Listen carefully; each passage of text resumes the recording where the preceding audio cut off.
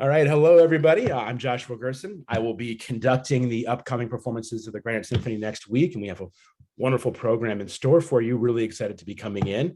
And I'm happy now to be joined by our fantastic soloist for these concerts, pianist Sarah Davis Buechner, to talk a little bit about the concerto that we'll be performing together, which, of course, is Rachmaninoff's mighty second piano concerto. So, Sarah, welcome. It's great to see you. Nice to be here with you, Joshua. Greeting everybody.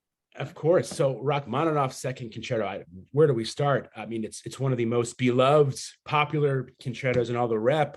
But the backstory to this piece, what Rachmaninoff was going through when he composed it, is really fascinating. So maybe we should start there and talk about what he was going through. Yes, this is a work that just screams from every note, emotional turbulence.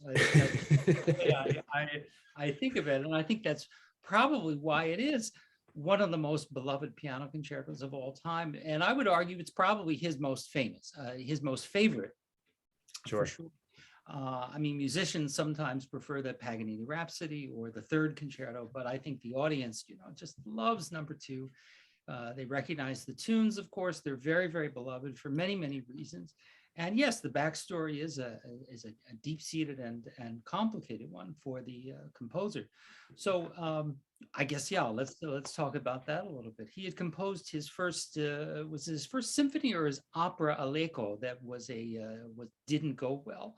It was the first symphony, which was about 3 years before this concerto was written. So it's about 1897. And yeah, the premiere was, I think, an unmitigated disaster for many reasons. The public didn't receive it well. There are accounts the performance was not quite up to par, and that probably contributed a lot to the negative reception of it. But it really affected him deeply, and it really drove him into a real depression for a number of years. Yeah, exactly. And I think Rachmaninoff really struggled with this as a composer for quite a while, until he hit upon the idea of consulting an old friend named Nikolai Dahl, to whom this concerto was dedicated, who basically became his analyst, his therapist, his analyst, something that is so very, very common to us today, but was very uncommon at the time. And my understanding of their sessions is that Dr. Dahl actually employed some sort of hypnosis technique with Rachmaninoff, which enabled him to release whatever his inner demons were at that time. I mean, now this would be a great book to publish, the transcripts of the therapy sessions.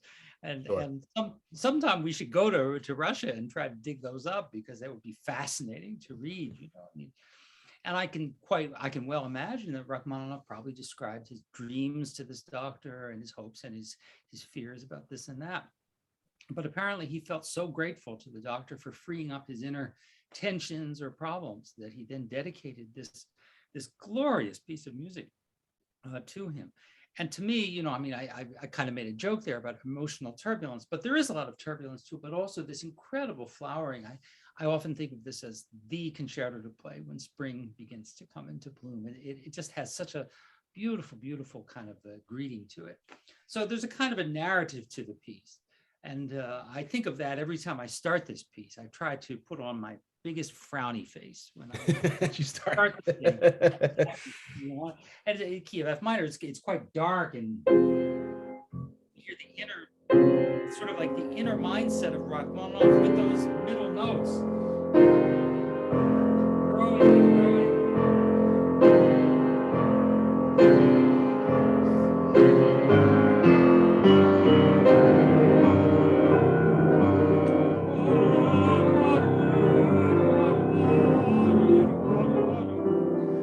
Assure all of our listeners that the Greenwich Symphony will sing that melody a lot better than. Oh, I have no doubt. Oh, and it's funny. Someone described me the opening, the concerto that you just played is quite peculiar in that it starts with a solo piano just laying out these blocks of chords. And somebody described this to me once as sort of these walls of the psychological prison that Rachmaninoff had found himself in. I don't know if that's a quote from him or that's something that somebody else sort of conjured, but I always sort of think of that at the beginning, where it's just sort of this prison that he's found himself in. He didn't, we should probably mention that he didn't compose at all. After that disastrous premiere, for 3 years, he could not compose. And this concerto was really the first thing that he wrote that really broke him out of this huge writer's block, depression, and sort of sent him off. And this was a huge success for him. It really launched his career as a composer. So I always think of this beginning as him sort of trapped in himself. And what occurs, finally, he breaks through and you get this torrent of melody, and that just sort of continues all the way on through the entire piece. And of course, these melodies, these beautiful melodies, are what Rachmaninoff is known for as a composer more than anything. I have a great quote from him. He wrote that melody is music and the foundation of all music. I do not appreciate composers who abandon melody and harmony for an orgy of noises and dissonances.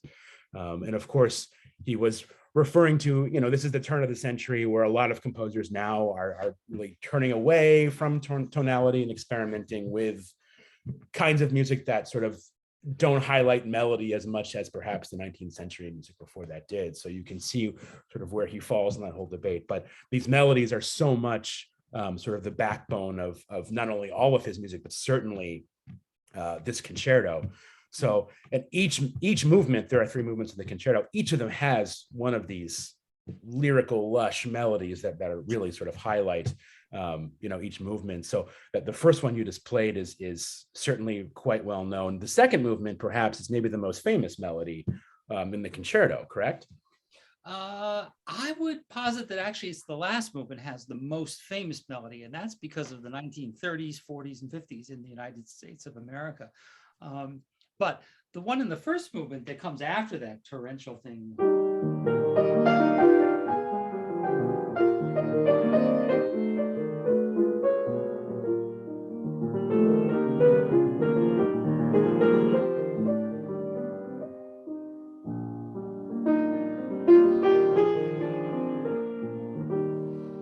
This one, of course, is such a lovely Rachmaninoff melody, and it's actually tangentially related to that opening. It's not really really apparent to the listener, I think. Those of us who had the burden and the joy of going to music school, of course, out and realize that it's all about half steps.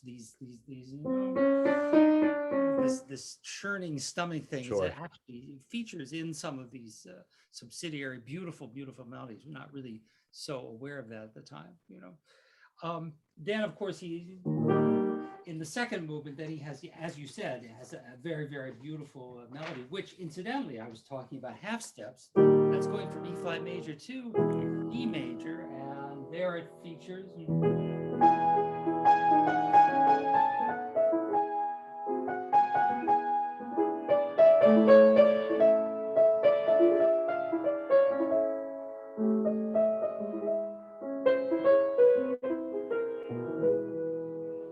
This probably is my favorite moment of the concerto, when you have this glorious duet with the clarinet, going back and forth. And it's truly, I mean, we can make a beautiful analogy about, 2 lovers in the beautiful island, and, et cetera. And I let the music speak. It's not much cleaner than I can put it, but very, very enjoyable. Very suitable for Valentine's Day for sure. Absolutely. I have actually played this piece a number of times on Valentine's Day concerts because it's works a beautifully. very, very natural thing to program on those kind of occasions. But I mentioned the last movement because this was actually turned into a pop tune. This melody. Of course, yes.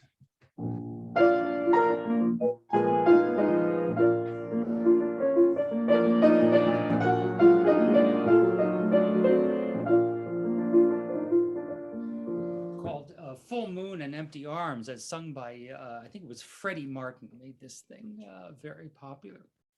But my own mother fell in love with this piece when she was about 16 years old. She went to the movies in 1947, and this huge hit movie called Brief Encounter came out from England.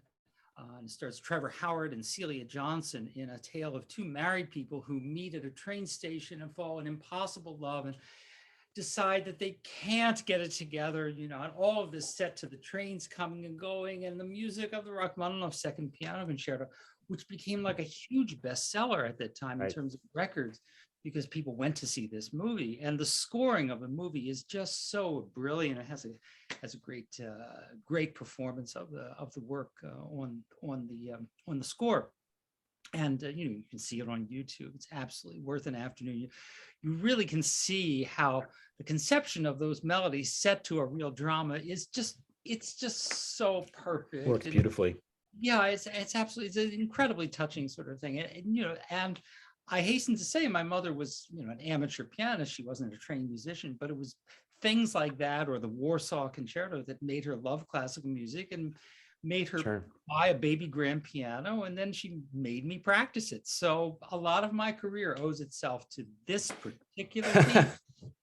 And I think it just speaks to how compelling, these melodies are, that they just appeal to so many of us, and can be, manipulated in so many different ways and turned into all these different sort of tunes that really can appeal to anybody. And so I think it really does speak to, why Rachmaninoff became the successful composer that he ended up being. And it was a lot partly due to this piece that he really sort of found his voice and broke through. Well, I love that quote that you mentioned by the composer, because it goes to the heart of his thinking. And absolutely, yeah. Really, actually we think of composers as great melodists. They have to be great melodists, and it's actually not necessarily true. I actually don't think that Beethoven was a great melodist, for example. If I think about the composers who really could spin a melody, I think of Schubert, I think of George Gershwin, I think of Tchaikovsky, and I think of Rachmaninoff. Those would probably be my top four.